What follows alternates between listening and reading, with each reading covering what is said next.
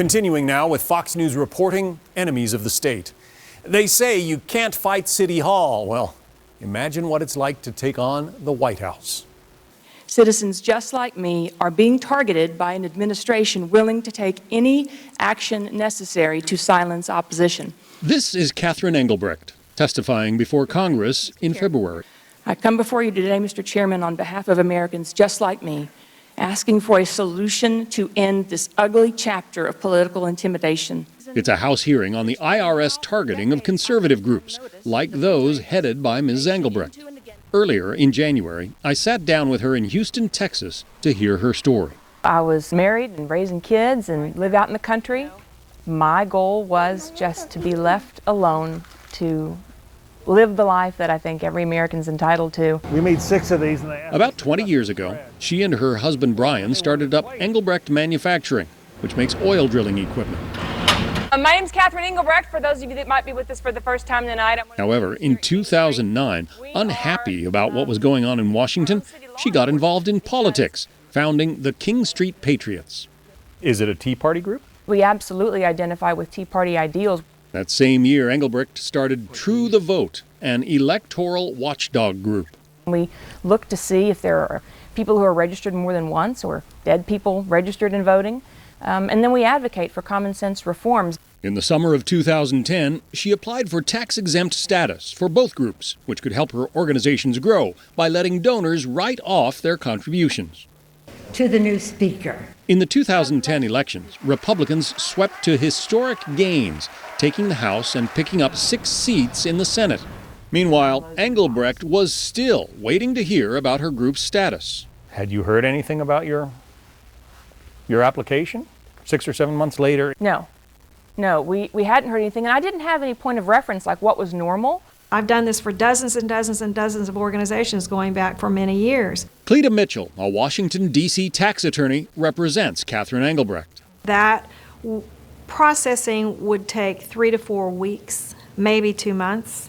Then in February 2012, about a year and a half after Engelbrecht first applied for tax-exempt status, the IRS requested more information. They wanted to see my Twitter feed. They wanted to see every Facebook posting I'd ever posted.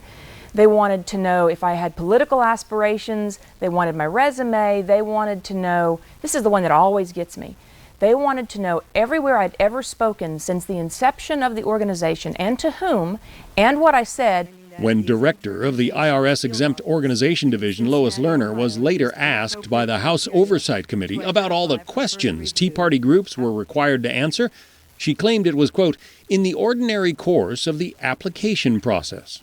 Those are lies, and we can prove it's not true by looking at the data and looking at the process before 2010. In October of 2012, the IRS sent Engelbrecht yet another round of questions. The following month, Barack Obama swept to a second term. The net effect of the IRS's targeting of our organization was absolutely the limiting of how far we could reach and how many people we could engage. So why do you think the IRS behaved in the way it did? Because it could. On May 10, 2013, in anticipation of an Inspector General report critical of the IRS, Lois Lerner admitted that her agency had indeed inappropriately targeted Tea Party groups for additional scrutiny. I was glad to hear that she spoke the truth. I mean, of course they have. What else is this? Good morning, everybody. Please have a seat. 3 days later, President Obama, who insisted that he had first heard about the IRS targeting by reading the papers, spoke to the press. If, in fact, IRS personnel engaged in the kind of practices that have been reported on and were intentionally targeting conservative groups, then that's outrageous.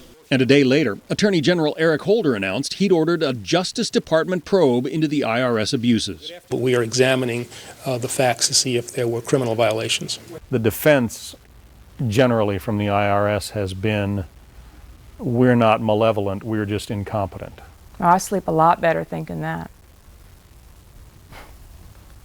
In January 2014, the Department of Justice made it known that though its investigation has not been completed, there were no plans to file criminal charges over the IRS scrutiny of conservative groups. President Obama had this to say to Fox's Bill O'Reilly during their Super Bowl Sunday conversation. You're saying no corruption? No. None. No, there were some boneheaded decisions. Out of a but local no office. mass corruption. Not even mass corruption. Not even a smidgen of corruption. Okay.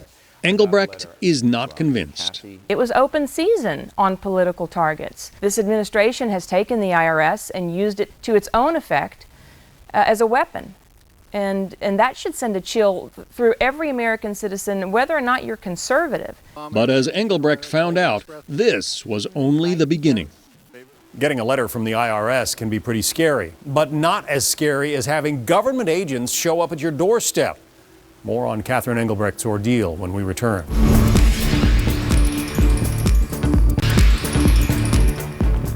In the case of Catherine Engelbrecht, it seemed the IRS was dragging its feet in granting her tax-exempt status. But there are a lot of other government agencies, and she seemed to be keeping them plenty busy. Catherine Engelbrecht applied for tax-exempt status for her political groups in mid-2010. She endured more than 3 years of inaction from the IRS. By late 2013, after becoming a poster child for alleged IRS abuse, her groups were finally granted tax-exempt status. But during that long wait, the IRS kept her occupied in other ways. Aside from the tax-exempt business, Right.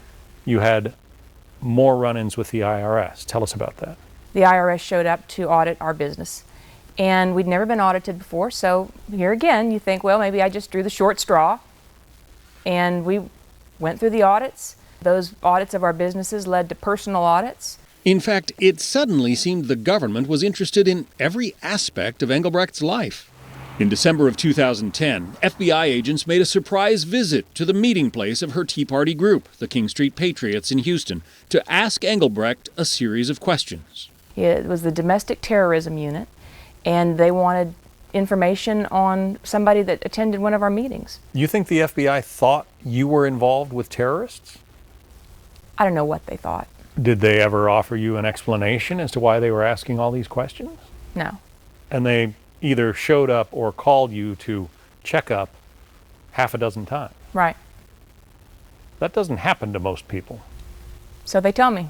Then in February 2012, the Bureau of Alcohol, Tobacco, and Firearms showed up unannounced at the Engelbrecht's manufacturing business in Rosenberg, Texas. As it happens, the Engelbrechts are licensed to manufacture firearms. They say they never have. We don't make them. Had you ever had this kind of inspection before from the ATF? No. No.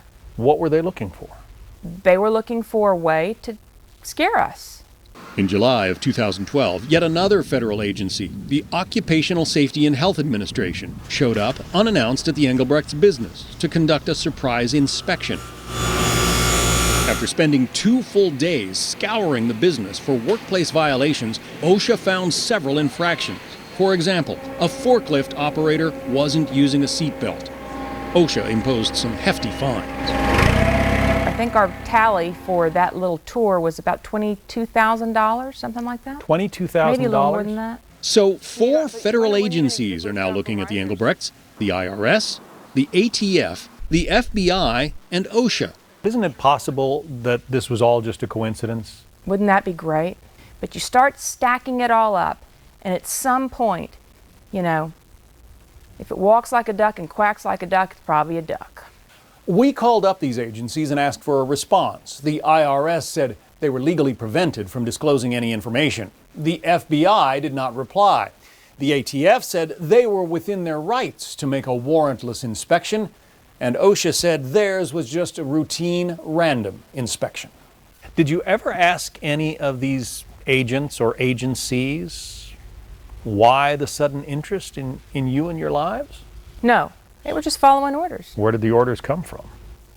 There's the question. In addition to all this attention from government agencies, Engelbrecht was soon piquing the interest of some high-placed names in Washington. Some Democrats complained that electoral watchdog groups such as True the Vote were really engaged in voter suppression, particularly of minorities. What True to Vote does is zero in on students, African Americans, people who would normally vote Democratic. Just days before the election, Robert Bauer, serving as general counsel of Obama for America, a man who had been demanding investigations into Republican groups for years, issued a memorandum claiming that True the Vote was part of a Republican disenfranchisement program engaged in possibly illegal intimidation tactics. What did you think when you saw that memo? I thought, boy, that puts it in the West Wing, doesn't it? Here you have the former White House counsel to President Obama and the former general counsel to his re-election campaign and the Democratic National Committee accusing you of some pretty horrendous things. How did that feel? I know who we are. I know what we do. I know what we're about. They're lies. You have been quoted as saying that they picked the wrong chick. What do you mean by that? That if this is an attempt to silence me, they've got another thing coming. I know exactly what I'm here to do, and I mean to do it. And I'm not the only one. I'm speaking for thousands, maybe tens of thousands, maybe more citizens who've had these types of experiences. We will not be silenced. Catherine Engelbrecht has been dealing with the government for 4 years now. But when we come back, we'll rejoin Wayne Hage, whose family has been battling the government through 6 separate administrations. How did his story end? Or has it?